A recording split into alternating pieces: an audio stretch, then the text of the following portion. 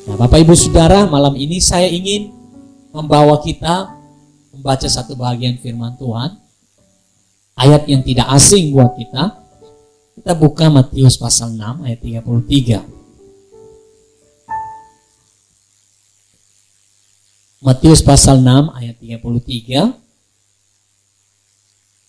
Firman Tuhan berkata, tetapi carilah dahulu kerajaan Allah dan kebenarannya, maka semuanya itu akan ditambahkan kepadamu.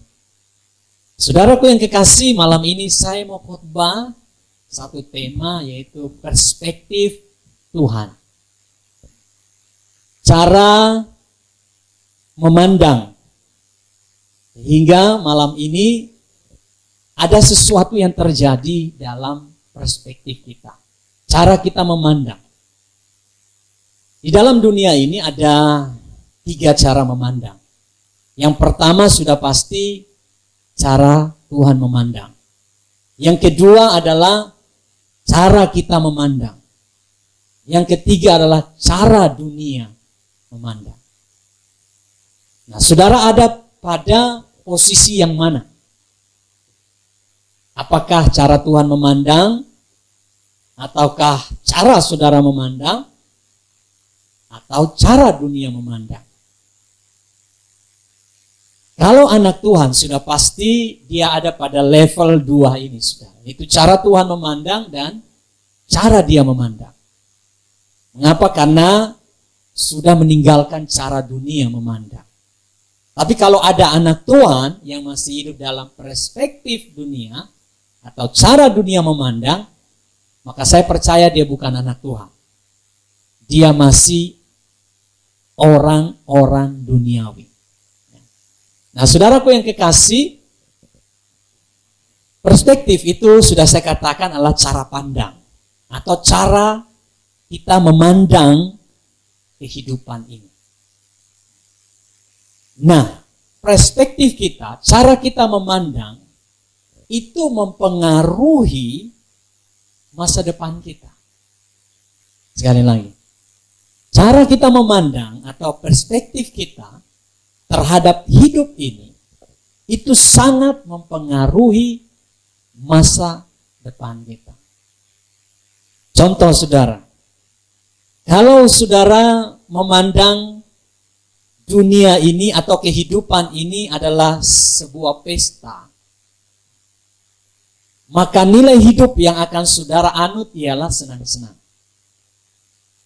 Makanya jangan heran saudara, orang walaupun dalam masa COVID, karena cara pandang hidup ini adalah senang-senang, makanya mereka tidak patuh kepada pemerintah. Mereka malah keluyuran, yang pergi ke tempat-tempat umum atau ke tempat-tempat warung-warung kopi atau tempat-tempat yang banyak orang. Di situ untuk apa? Cari kesenangan. Nah, kalau seseorang punya perspektif atau cara memandang hidup ini, bahwa hidup ini adalah sebuah balapan, maka nilai yang dianut adalah kecepatan. Dia harus cepat untuk mencapai apa yang diinginkan. Nah, saudaraku yang kekasih, saya ingin membawa kita bagaimana kita memandang tentang kebutuhan kita. Perspektif kita tentang apa yang kita butuhkan. Karena hari-hari ini banyak orang yang terlalu dikuasai oleh kekhawatiran. Terlalu dikuasai oleh ketakutan. Bahkan saudara, itu menimbulkan suatu tingkat stres yang tinggi. Dan akibat dari stres itu bisa depresi. Dan ketika seseorang depresi, maka timbul berbagai penyakit. Ya, asam lambung naik. Ya kan saudara, masuk angin, asam lambung naik. Ya, demam-demam, sakit kepala. Yang tadinya sehat tiba-tiba saudara masuk angin. Yang tadi sehat tiba-tiba pusing. Ternyata saudara itu bersumber dari kekhawatiran. Yang meningkat menjadi ketakutan, meningkat menjadi stres, meningkat menjadi depresi. Dan itu menimbulkan berbagai macam penyakit. Nah saudaraku yang kekasih, saya percaya bahwa kekhawatiran itu adalah hal yang natural. Saya bertanya kepada hamba-hamba Tuhan di tempat ini. Apakah dalam hidup tidak pernah khawatir?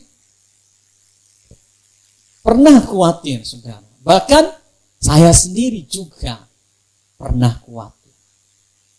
Tetapi saudara, saya mulai belajar dalam masa pandemi ini. Kita sudah 1 tahun lebih.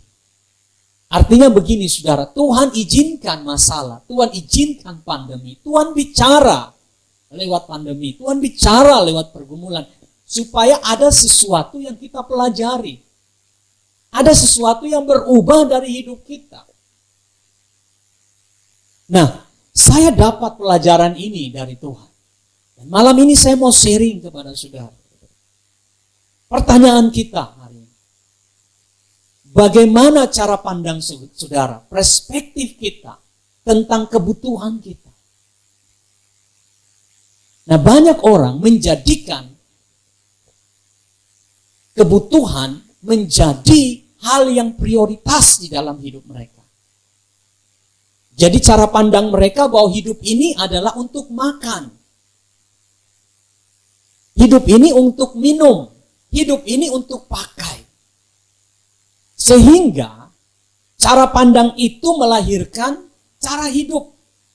Yaitu mereka berjuang, mereka berusaha sedemikian rupa supaya dapat menikmati makanan dan minuman. Juga menikmati pakaian yang layak. Dan menikmati fasilitas-fasilitas yang ditawarkan oleh dunia ini. Saudara, itu salah? Saya percaya tidak. Saya sebagai hamba Tuhan tidak katakan itu salah. Karena kita hidup, kita butuh makan. Ada amin.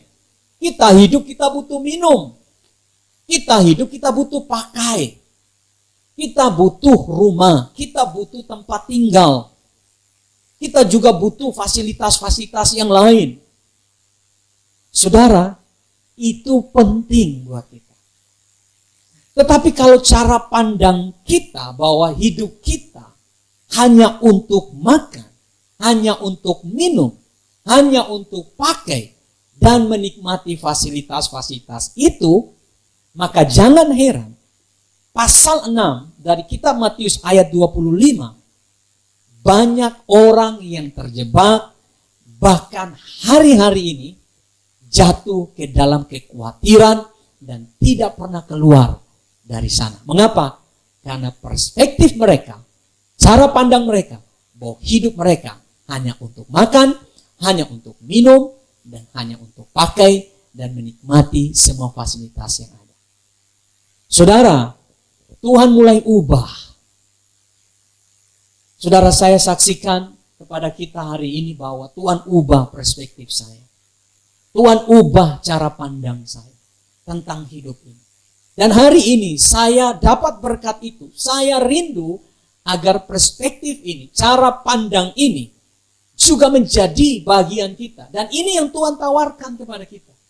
Tuhan bilang begini, ayat 33. Tetapi carilah dahulu kerajaan Allah. Rupanya saudara, banyak orang terjebak pada kekhawatiran, ketakutan, stres, depresi, dan satu ke dalam berbagai penyakit oleh karena khawatir soal makan dan minum, karena mereka lebih mengutamakan itu daripada hal yang lebih utama yang harus mereka utamakan. Yesus pernah berkata bahwa manusia tidak hidup dari roti saja, tetapi dari setiap firman. Saudara, itu penting. Saya mau tanya saudara, manusia dulu ada, baru makanan? Atau makanan dulu ada, baru manusia? Pasti saudara jawab makanan dulu kan? Karena manusia diciptakan pada hari ke-6. Wah, ini pintar semua. Ini hamba Tuhan teolog semua ini. Sarjana semua ini, luar biasa. Tetapi apakah makanan ada? Apakah manusia bisa makan kalau dia tidak ada? Tidak mungkin, betul tidak? Tuhan harus menciptakan manusia, baru manusia itu makan. Itu berarti bahwa manusia dulu baru menikmati makanan. Tetapi sebelum manusia ada, sudah ada firman yang keluar, sehingga manusia diciptakan. Walaupun manusia diciptakan dengan tangan Tuhan sendiri, berbeda dengan ciptaan yang lain. Yang dengan firman, yang tidak ada menjadi ada. Ya saudara, itu perdebatan yang sangat panjang, tetapi saya tidak mau masuk ke sana. Saya mau kembali kepada perspektif Tuhan. Nah, Tuhan ingin tawarkan satu perspektif baru buat kita, yaitu, beranikah hari ini saudara mengutamakan atau cara pandang saudara bahwa hidup ini yang terpenting itu adalah kerajaan Allah daripada makanan, minuman, pakaian, dan sebagainya. Beranikah malam ini saudara ubah perspektif itu? Pasti ada yang berkata, susah Pak. Kan kerajaan Allah kalau tidak dicari kita masih hidup. Tapi kalau tidak ada makanan masih bisa hidup? Saudara, inilah cara dunia berpikir. Dunia memandang bahwa makanan, pakaian, minuman itu lebih utama. Sehingga pada akhirnya saudara menaruh hal yang lebih utama itu di bagian belakang. Akibatnya yang terjadi saya sudah katakan, kita sering kali khawatir. Ada amin? Kita sering kali takut. Lihat di meja tidak ada makanan, lihat di dompet uang sisa 1.000. Lalu saudara mulai berlutut dan mulai cari Tuhan. Saudara, itu satu siklus hidup yang salah. Saat saudara susah baru cari Tuhan. Saat saudara sedang menderita baru cari Tuhan. Saat saudara tidak makan baru saudara cari Tuhan. Saat saudara kekurangan baru cari Tuhan. Itulah cara pandang, perspektif awal yang salah yang melahirkan cara hidup yang salah. Saudara, ketika saya dapat firman Tuhan ini, saya katakan, Engkau luar biasa Tuhan. Engkau dahsyat Tuhan. Sebenarnya ayat ini mengubah perspektif kita. Bahwa mari kita ubah cara pandang kita. Yaitu kita, saudara, memandang dari cara Tuhan memandang tentang hidup ini. Tentang kebutuhan kita, Tuhan bilang begini. Aku tahu kamu mau makan. Aku tahu kamu mau pakai. Aku tahu kebutuhan-kebutuhanmu. Tetapi aku mau tawarkan, coba cari kerajaanku lebih dahulu. Coba cari akan kebenaranku lebih dahulu. Berani tidak saudara hari ini? Saya mau tanya hamba-hamba Tuhan, berani tidak? Cari Tuhan. Cari kebenaran Tuhan lebih dahulu, baru cari yang lain. Apa jawaban kita saudara? Saya rindu saudara menjawab ya. Mari buka satu ayat. Roma 14 ayat 17. Kitab Roma 14 ayat 17. Roma 14 ayat 17. Sudah dapat? Saya baca untuk kita. Sebab kerajaan Allah bukanlah soal apa? Makanan dan minuman, tetapi soal kebenaran, damai sejahtera, sukacita. Bukankah saudara, ketika orang kekurangan, ketika orang lapar, ketika orang tidak minum, dia mengalami masalah dalam hidup, kebutuhan mereka terganggu, maka sudah pasti hidupnya tidak lagi benar. Saya katakan begini, mungkin saja mereka akan keluar dari kebenaran. Ada pertengkaran yang terjadi. Ada cara-cara untuk menyelesaikan masalah yang keliru. Dan kalau itu sudah terjadi, kebenaran sudah tidak ada, maka damai sejahtera pun tidak akan ada. Yang ketiga yaitu sukacita. Kalau damai sudah tidak ada, saudara mau senyum pun tidak bisa. Betul tidak? Mau senyum bagaimana, saudara? Damai itu tidak ada. Pertama kebenaran. Kalau sudah hilang, cara hidup pasti salah. Kalau cara hidup sudah salah, saudara mau munafik, saudara mau tampil beda, pakai topeng pun tidak bisa. Damai itu sudah tidak ada di hati. Kalau damai sudah tidak ada, senyum saudara itu, aduh, pepaya busuk, saudara. Senyumnya itu tidak apa ya? Tidak keluar dari hati yang tulus. Karena sukacita sudah tidak ada. Nah, saudara, saya mau bilang begini. Kerajaan Allah itu berbicara soal kebenaran. Yang kedua berbicara soal damai sejahtera. Dan berbicara soal sukacita. Ini yang Tuhan mau kita cari, saudara. Ketika saya dan saudara memandang hidup ini bahwa kebutuhan kita penting, makan minum kita penting, biaya studi kita penting, tempat tinggal kita penting, tetapi jangan semua itu menyeret kita sampai kita keluar dari kehendak Tuhan. Amin. Membuat kita pada akhirnya memiliki cara hidup yang tidak benar. Tuhan mau kita punya cara hidup, saudara. Yaitu cari kerajaan Allah. Mari ubah ini. Beranikah saudara ubah? Cari kerajaan Allah. Beranikah saudara ubah? Cari dulu kebenaran. Kebenaran itu berbicara soal firman. Firman itu adalah Yesus. Yesus adalah kebenaran. Jika kita utamakan Yesus di dalam hidup kita, dan kita utamakan firman-Nya dalam hidup kita, maka saya pastikan saudara, saudara akan dewasa dalam menyikapi kebutuhan saudara.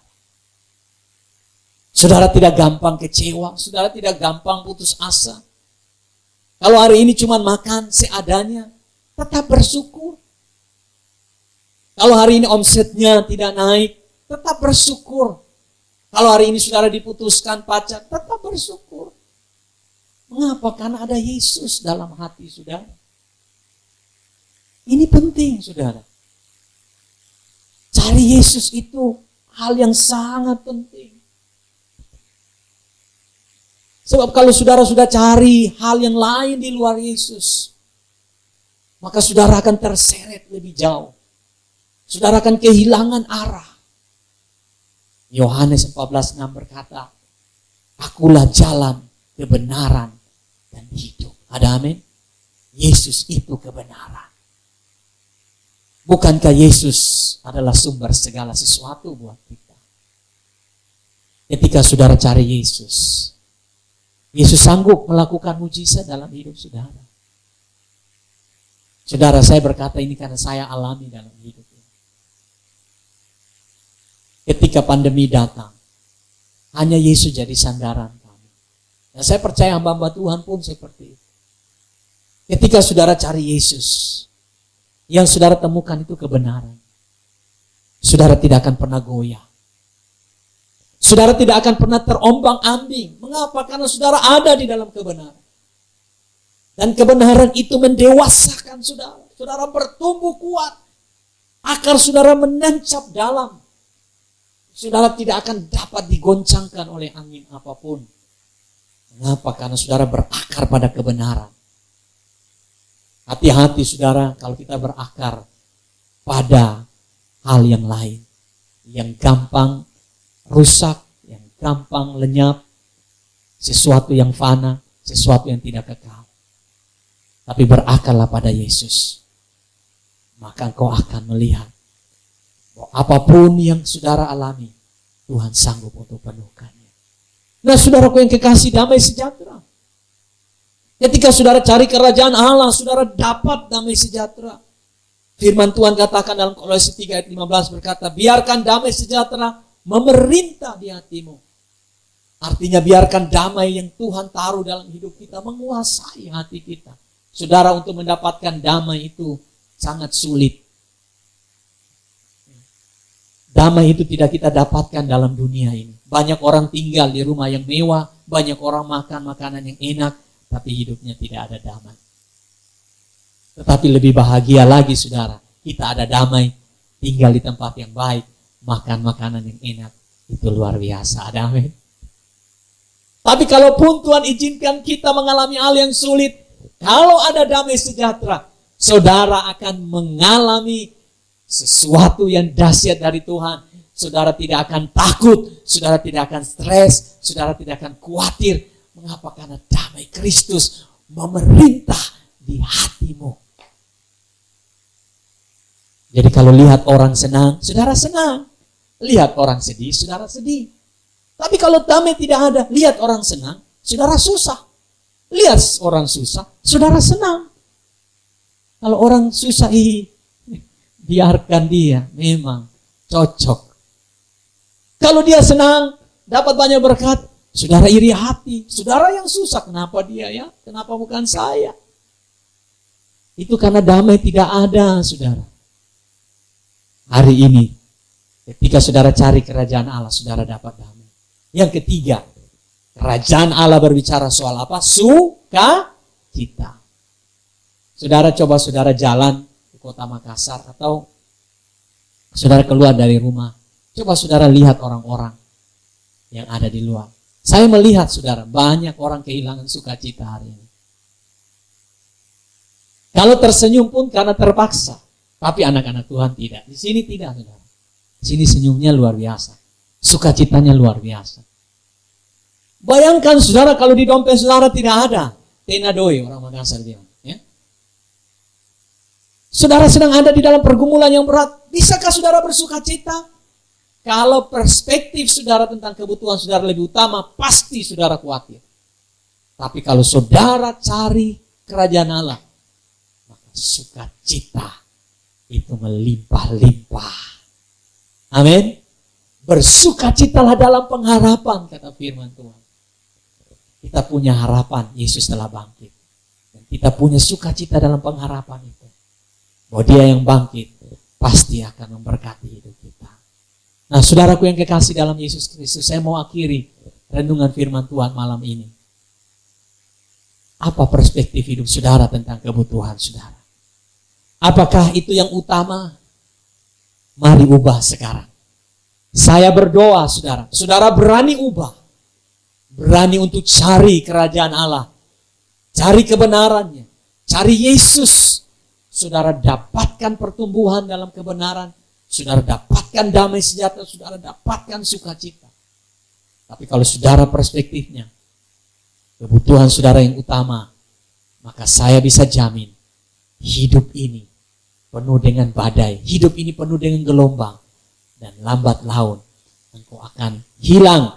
Engkau akan terjebak. Engkau akan terikat. Dan engkau pasti tidak akan mengalami pertumbuhan di dalam kehidupan rohanimu. Mengapa?